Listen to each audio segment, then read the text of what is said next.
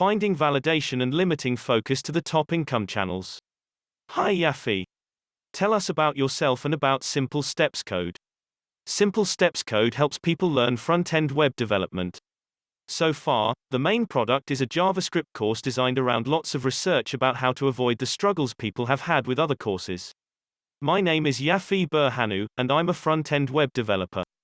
I first released the JavaScript course to my email list at the beginning of 2016, and now the revenues average out to $650 per month for the past 4 months.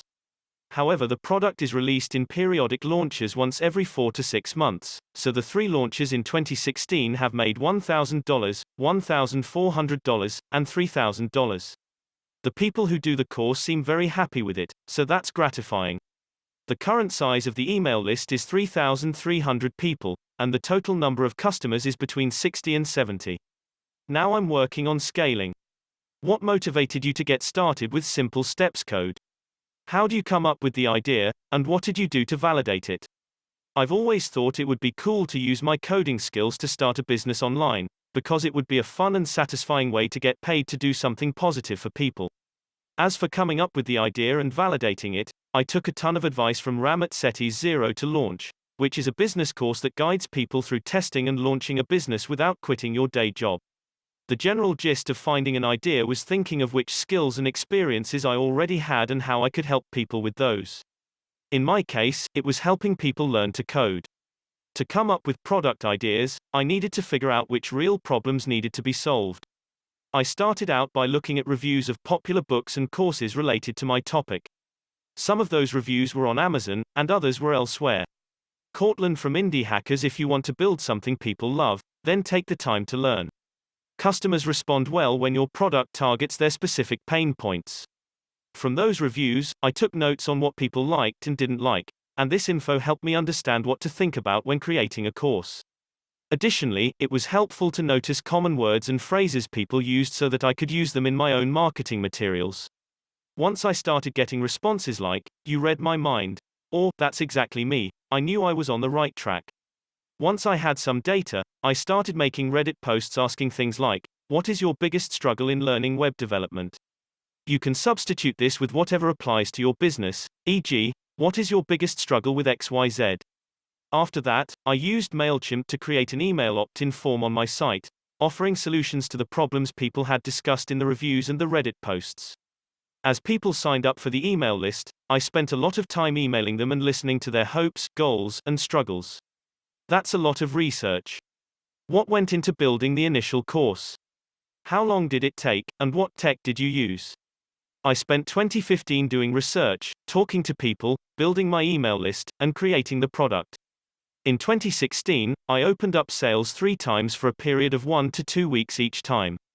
After each sale, I took feedback and made improvements to the course and the sales process. Creating the first version of the JavaScript course took a little over 3 months. It was fun and stress-free because I did it in my spare time rather than quitting my day job and taking on unnecessary pressure. Also, it didn't require any special funding since it's a website. To stick to my schedule in creating the course, I made a one-sided bet that I'd pay someone $1,000 if I failed to write a certain number of chapters a week. There was no further need to worry about motivation. The tech stack is static HTML, CSS, JS for the main site for very fast loading, WordPress for the blog and the course, Wishlist Member for user management and payment, email integration, MailChimp for emails, and Stripe for payments. I added PayPal as an option in the most recent launch, and 40% of sales came from that, so I think it was a good choice. What marketing strategies have you used to get students for your course? I got the first traffic to my site by posting a long, detailed, and useful Reddit text post directly helping with the struggles the customers had expressed during the research phase.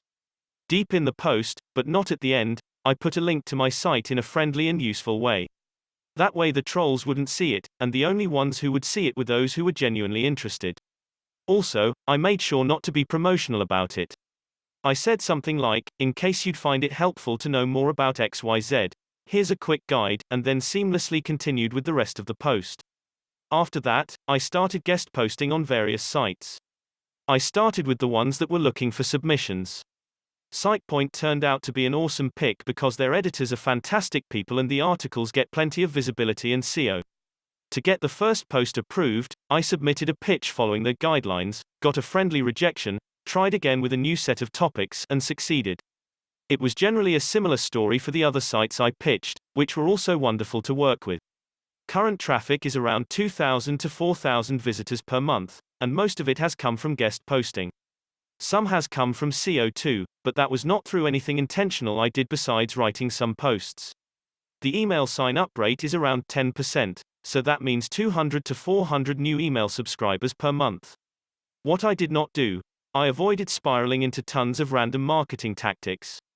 Buy that tool, post on those 100 social media channels, pour money into banner ads, etc.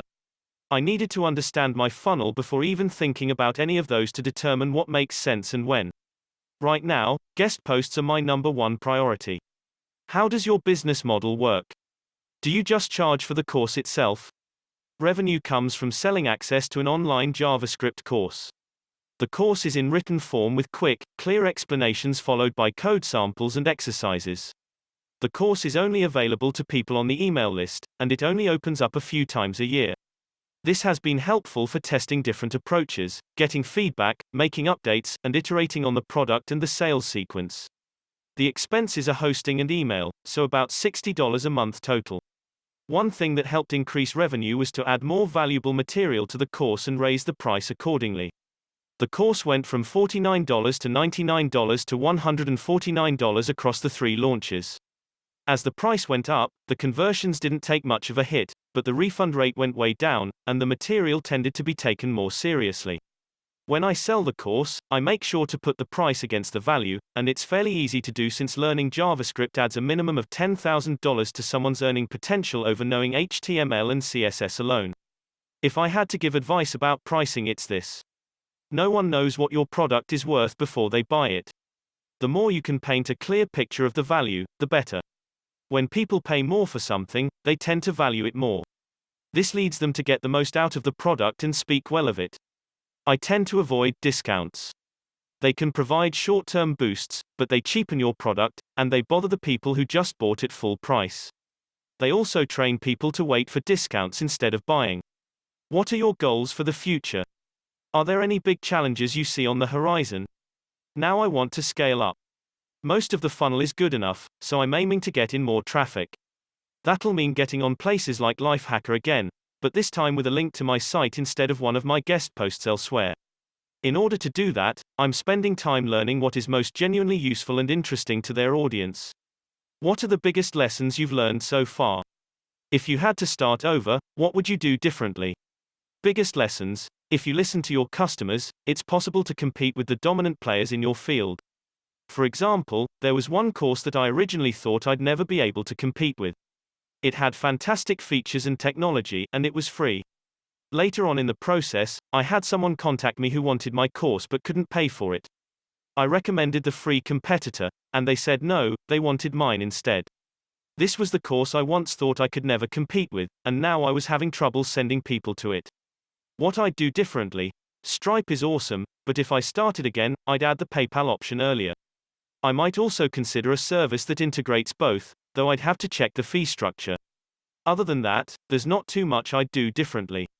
Everything was a valuable learning experience. What's been most helpful to you on your journey? What do you think your biggest advantages have been? The number one most helpful thing has been listening to people and reading what they were saying about their experiences. Knowing how to code was helpful since I could make things exactly the way I wanted without paying for outside help. What also helped was having an unsuccessful startup in the past. That taught me all the things that can waste time at the beginning. Paying for a press release. Getting t-shirts with the logo of the startup. Splitting attention on every social media channel and having the entire business suffer as a result. Trying to monetize through ads, they make almost nothing unless you're getting enormous amounts of traffic. It's like $1 per 1,000 views, so you'd have to get 1 million impressions a month to get minimum wage. If you get that kind of traffic, you can probably be a millionaire with just about any other business model. What's your advice for aspiring indie hackers? Don't jump into every marketing tactic. Pick one that makes sense for your business, and do it well. For me, it has been guest posting on relevant sites. I've probably said this before, but it's surprising how well you can stack up to the big players in your space just by listening to your customers. To be clear, listening to your customers doesn't mean doing every single thing everyone tells you to do. Otherwise, you might end up with a mess of features that'll ruin your product for everyone. Henry Ford supposedly said, "If I asked people what they wanted, they would have said faster horses." If you just stop there, you get a surface solution, faster horses, instead of a real breakthrough, commercially available cars. To avoid this, it's best to ask people about their problems rather than their solutions. If you ask about solutions, you'll get things like, "I think the horses should be trained to run faster," which is not what you're looking for. If you ask about problems, you'll get answers like, "I wish I could get from point A to point B faster," which is the real value you're looking for. Cortland from Indie Hackers, the Personal MBA, talks about the importance of understanding and appealing to the core human drives. Every successful business does it. Even better, you can ask how it would feel to get the problem solved, and you might get an answer like, "I lose so much time during my daily commute to the market, and I wish I had more time for friends and family." When you listen to people's feelings, then you can really understand them and tap into that understanding to create a strong message. Also, once you have paying customers, prioritize their feedback since it's often very different from the suggestions you'd get from people who will never be your customers. Where can we go to learn more? You can find Simple Steps Code at https://simplestepscode.com. Yafi 1, creator of Simple Steps Code, want to build your own business like Simple Steps Code? You should join the Indie Hackers community. We're a few thousand founders helping each other build profitable businesses and side projects. Come share what you're working on and get feedback from your peers. Not ready to get started on your product yet? No problem.